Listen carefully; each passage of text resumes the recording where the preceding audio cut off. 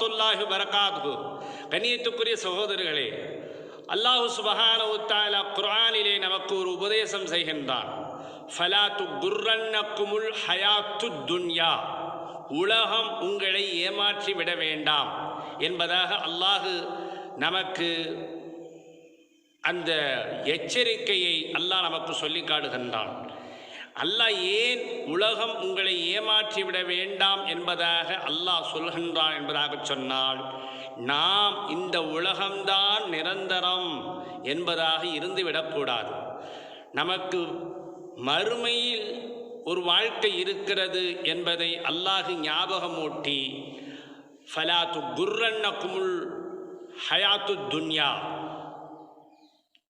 என்பதாக அல்லாஹ் நமக்கு உபதேசம் செய்கிறான், அதில் எச்சரிக்கையும் செய்கின்றான்.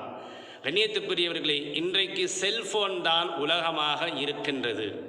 காரணம், செல்போனையும் மனிதனையும் பிரிக்க முடியவில்லை.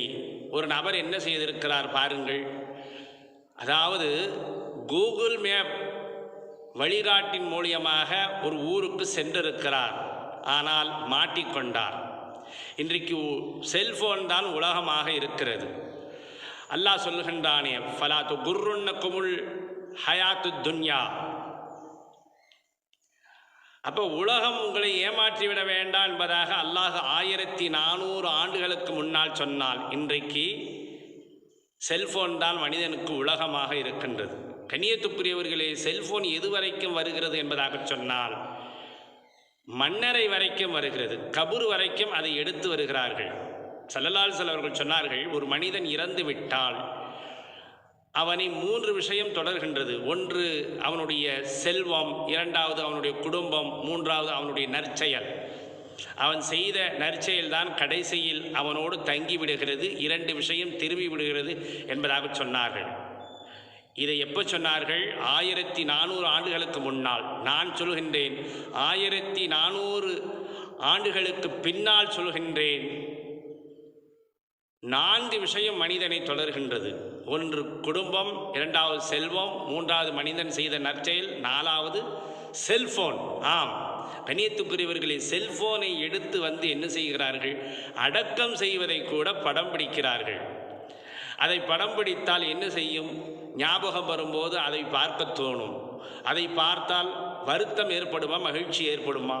நிச்சயமாக வருத்தம் தான் ஏற்படும். நபி ஸல்லல்லாஹு அலைஹி வஸல்லம் அவர்கள் என்ன சொன்னார்கள்? அதாவது இறந்தவர்களுடைய வீட்டிலே 3 நாட்களுக்கு மேல் துக்கம் அனுசரிக்கக்கூடாது என்பதாக சொன்னார்கள். என்ன துவாவை நமக்கு சொல்லிக் கொடுத்தார்கள்? மன்னரைக்கு சென்றால் நபி ஸல்லல்லாஹு அலைஹி வஸல்லம் அவர்கள் மன்னரையை சந்திக்கும் போது, அஸ்ஸலாமு அலைக்கும் அஹ்லத் தியாரி மினல் முஃமினீன வல் முஸ்லிமீன வ இன்னா இன்ஷா அல்லாஹு லஅஹிகூன அஸலுல்லாஹ லனா வலகுமுல் ஆஃபியத என்பதாக துவா செய்திருக்கிறார்கள். அதாவது உங்கள் மீது சலாம் உண்டாகட்டும், மூமினான முஸ்லிமான ஆண் பெண் அனைவர்கள் மீதும் சலாம் உண்டாகட்டும்.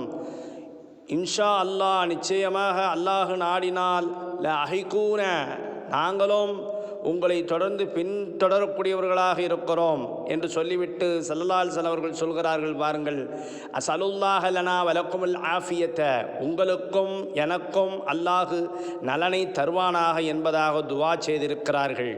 அப்படி என்றால் நாமும் ஒரு நாளைக்கு மன்னரை செல்லக்கூடியவர்களாக இருக்கிறோம். எல்லோரும் மறுமையில் ஒன்றாக முறையிலே சந்திக்கக்கூடியவர்களாக இருக்கிறோம் என்பதை ஸல்லல்லாஹு அலைஹி வஸல்லம் அவர்கள் இந்த துவாவின் மூலியமாக சொல்லி காட்டுகின்றார்கள்.